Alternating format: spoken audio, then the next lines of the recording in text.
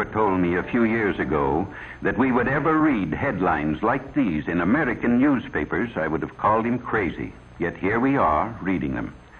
In the middle of the 20th century, in the United States of America, hundreds and hundreds of teenage boys and girls are becoming hopeless dope addicts every year. It's fantastic, it's unbelievable, and it's terrible, but it's true. The government maintains 2 hospitals just to treat drug addicts at Lexington, Kentucky, and Fort Worth, Texas. It used to be a rare thing for a juvenile to be admitted, but look at these recent figures. And remember, these are only confirmed addicts who have come to the attention of federal authorities. How many others are still only occasional users of marijuana or heroin, morphine, or in some cases sleeping pills? It's pretty hard to estimate. But there's one sure thing. Nobody is going to stay an occasional user very long. This is one game nobody beats.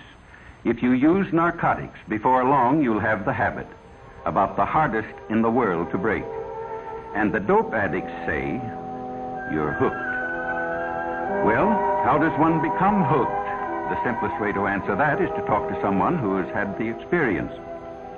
This is the home of Mr. and Mrs. Walter Howard. They just got their teenage daughter back after a 6-month nightmare that even Edgar Allan Poe couldn't have improved on. Mrs. Howard agrees to let us talk to her daughter, Phyllis, when we explain that we could use her case to help others avoid the same mistakes.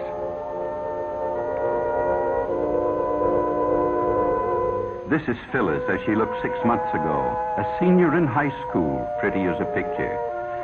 Just recently, she was released from the narcotic ward of the county jail in the custody of her parents.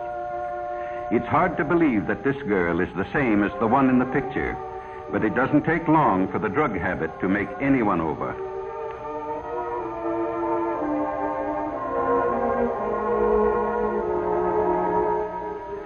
Phyllis wasn't anxious to talk about her experiences with dope, but she could see how her story might be used to help others, and she began to talk.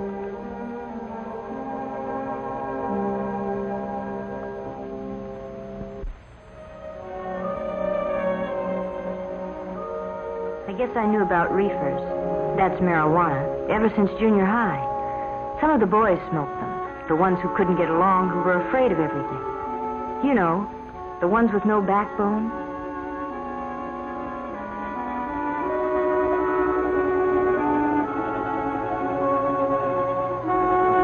In high school, my girlfriend Ann and I went around with Jim and Bob.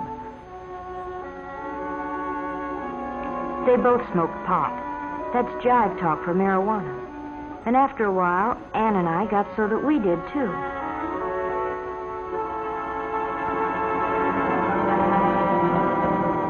It's funny what it does to you. Everything speeds up to 100 miles an hour. You think you're real sharp, and you laugh a lot. You feel like you're the biggest person in the world.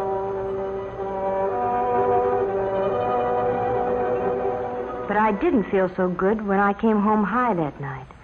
My dad knew something was wrong, but he didn't know what. Mother was sure her daughter would never do anything bad. I'd been smoking pot for quite a while before I met Chuck. I guess he was what the newspapers call a peddler. He supplied the kids at school with whatever they wanted. Most of them used reefers like us, but some liked stronger things. There was something intriguing and different about Chuck. I guess I appealed to him in some way, too. Anyway, I found out later what it was about him. He had the heroin habit. He was hooked. Chuck and I started running around together, and one night he asked me up to his place. I knew by now he started peddling after he got the habit, so he could get H for himself. He needed a lot because he had a big habit. You know something about hypes? They're like a disease. They don't like to see anybody not using the stuff just because they do. Chuck finally talked me into using heroin. He said it would make him feel better. So I tried it. But I was going to be smart. Just take it or leave it. Nothing was going to happen to me. But before I knew it, I was hooked. Bad. I had a heroin habit as big as Chuck. I hadn't been home in weeks. Oh, Chuck and I were married, but it didn't matter very much. Nothing does. Not when you're on H. All you think about day and night is dope. How much you've got, where to get more, what you'll do if you can't get it. And then they'd got Chuck. They had to eventually, I knew that, but it didn't matter much. Nothing did except H. All of a sudden it hit me. If Chuck had seen the cops coming, he might have got rid of our supply.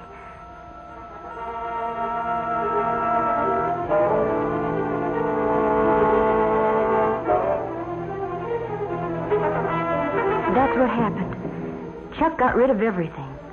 Probably in the garbage disposal. Oh, that's a favorite trick of Hype's when they're going to be arrested. But it left me in an awful spot. I needed a fix bad. So bad I didn't care whether I lived or died. And I didn't know whether I'd ever get another cap.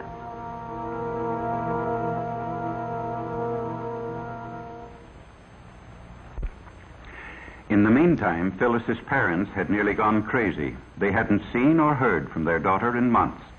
Mr. Howard checked every newspaper story that might by any remote chance have to do with Phyllis. But gradually their hopes died.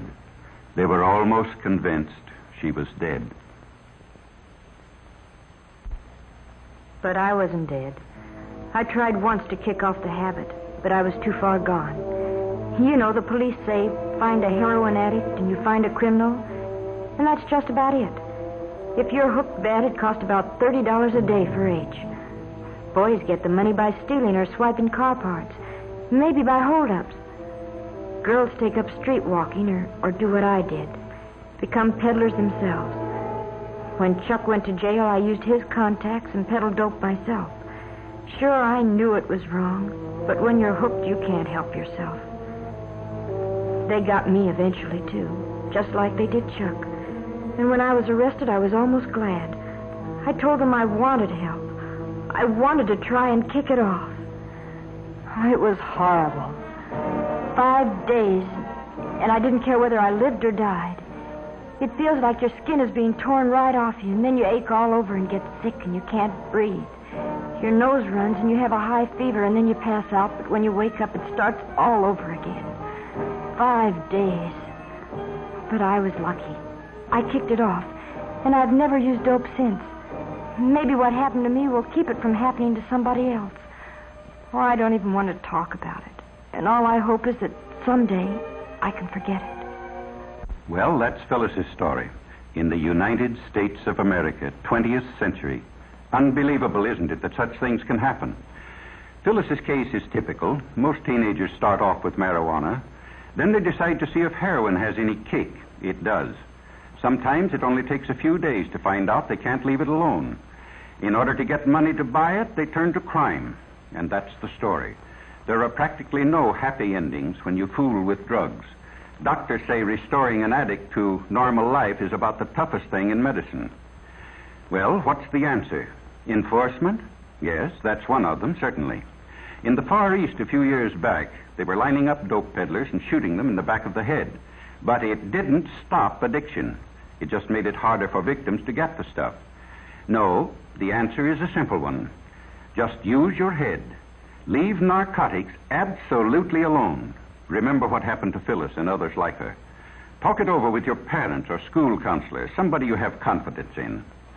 Some say the Reds are promoting dope traffic in the United States to undermine national morale. They did it in China a few years back. It's certainly true that the increased use of narcotics plays right into their hands. But why not show everybody, including ourselves, that young American men and women have too much intelligence to make such a stupid, ghastly, tragic mistake? Let's make tomorrow's headlines read like this.